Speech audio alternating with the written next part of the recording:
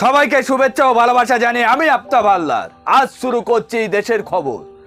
বাংলাদেশি তকমা দিয়ে এ রাজ্যে পরিযায়ী শ্রমিকদের মারধর করে তাড়িয়ে দেওয়া হয়েছে উড়িষ্যা থেকে। উড়িষ্যায় এখন বিজেপি সরকার চলছে। উড়িষ্যা থেকে শতাধিক পরিযায়ী শ্রমিক ফিরে এসে হাওড়া স্টেশনে অভিযোগ জানায়। স্টেশন চত্বরে রীতিমতো বিক্ষোভ দেখায় তারা। পরে হাওড়া সিটি পুলিশ ও গোলাবাড়ি থানার পুলিশ বাহিনী গিয়ে ওই পরিস্থিতি সামাল দেয়।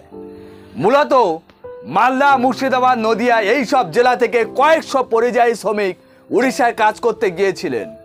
তারা কেউ গ্রামে গ্রামে ঘুরে ঘুরে জামা কাপড় ফেরি করতেন, কেউ বা আবার বাড়ি তৈরি নির্মাণ কাজে শ্রমিকদের কাজ করতেন। তাদের অভিযোগ, বাংলাদেশে রাজনৈতিক অশান্তি শুরু হওয়ার পর থেকেই তাদেরকে নিশানা করা হচ্ছে।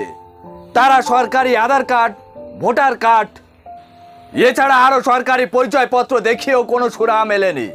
তাদেরকে মারধর করে উড়িষ্যা রাজ্য থেকে তাড়িয়ে দেওয়া হয়েছে। 130 জনের মতো শ্রমিকরা তাদের ব্যবসা বাণিজ্য অন্যান্য কাজ ছেড়ে কলকাতায় ফিরে আসতে বাধ্য হয়েছে।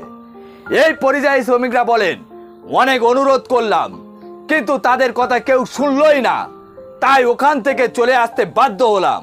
আধার কার্ড, ভোটার কার্ড দেখানোর পরেও তাদেরকে বাংলাদেশি তকমা দেখে দেওয়া হচ্ছে। এই শ্রমিকরা শীঘ্রই উড়িষ্যায় না ফিরলে তাদের রুজি রোজগার বন্ধ থাকবে, সাথে সাথে সংসার চালানো তাদের পক্ষে দায় হয়ে যাবে। এখন প্রশ্ন হচ্ছে, যেখানে কেন্দ্র সরকারের তত্ত্বাবধানে সীমান্ত রক্ষী বাহিনী সজা সতর্কভাবে কাজ করছে, সেখানে এইভাবে বাংলার বাঙালিদের মারধর করে পাঠিয়ে দিয়েছে।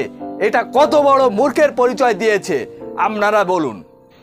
এই বিষয়ে বাংলার মুখ্যমন্ত্রীকে অনুরোধ করব, মাননীয়া, আপনার বাংলায় বাঙালিরা বিভিন্ন রাজ্যে গলা ধাক্কা খেয়ে মার খেয়ে বাড়ি ফিরে আসছে, আর আপনি এই বিষয় নিয়ে কিছু বলবেন না?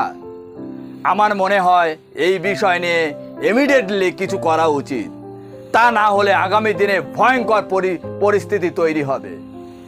আর আপনারা কি ভাবছেন কমেন্ট করে জানান। আজ এখানে শেষ করছি। Tata, bye bye.